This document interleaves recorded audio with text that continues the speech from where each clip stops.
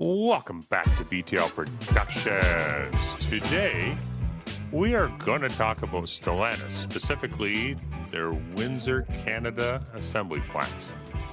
A lot of chatter is going around online about this plant closing, due to an article that appeared. I'm going to disagree with this, and I'm going to tell you why after we roll the intro.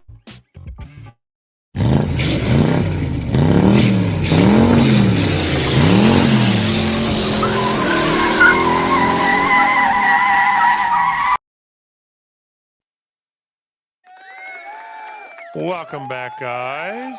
So, I am going to share an article with you. This article in question is the one that has created a lot of speculation online about Stellantis, and they said they were pledging to build more cars in the U.S. So, what's the significance here? Well, the significance is that Stellantis's cars come out of the Windsor Assembly Plant. So there's a lot of speculation that they're going to close this plant entirely, get rid of it, and move all production south into the U.S. Now, I understand, yes, there could be a possibility of this, but I'm going to disagree with it, and there's a few reasons why.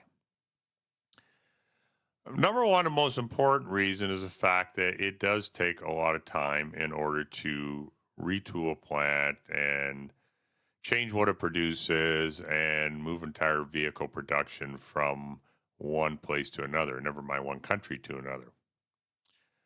So that's one of my issues. My other issue is the GM story. Back in 2018, GM closed the Oshawa plant, one of their two Oshawa plants, put a lot of people out of work and ticked off a lot of Canadians, and they showed them in the sales showrooms.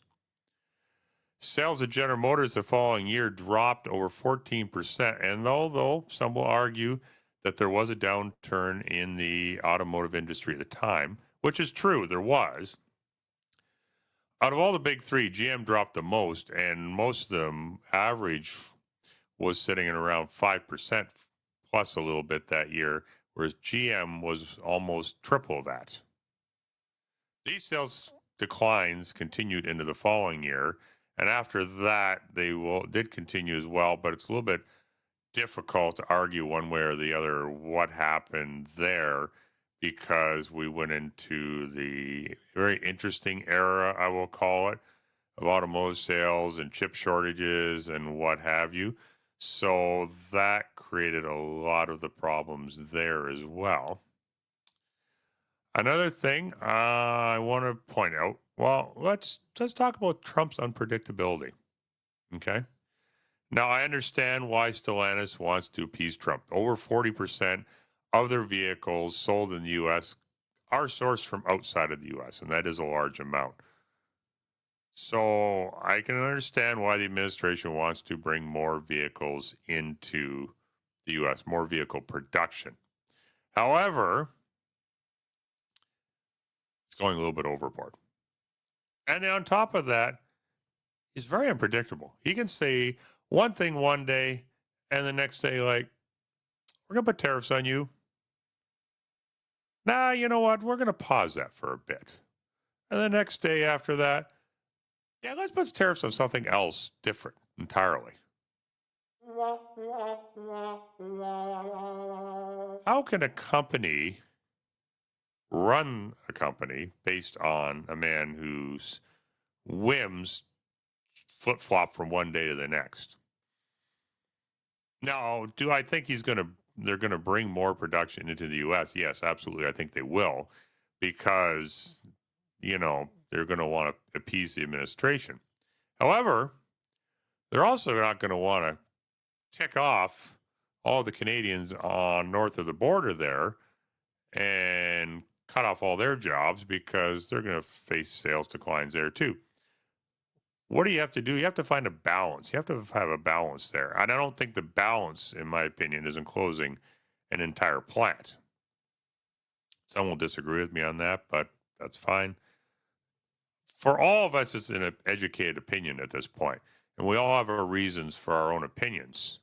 And only time will tell who was right. Or maybe we're all partially right. Could be. I don't know.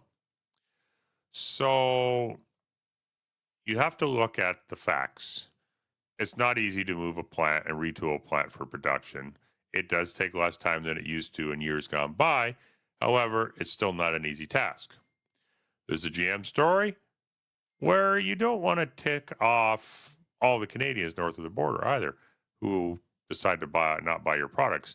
And with a company that's had lagging sales in recent years, mostly due to Carlos Tavares and his very poor choice of vehicles to try to promote and try to convince people to buy. So you can't afford to lose sales there.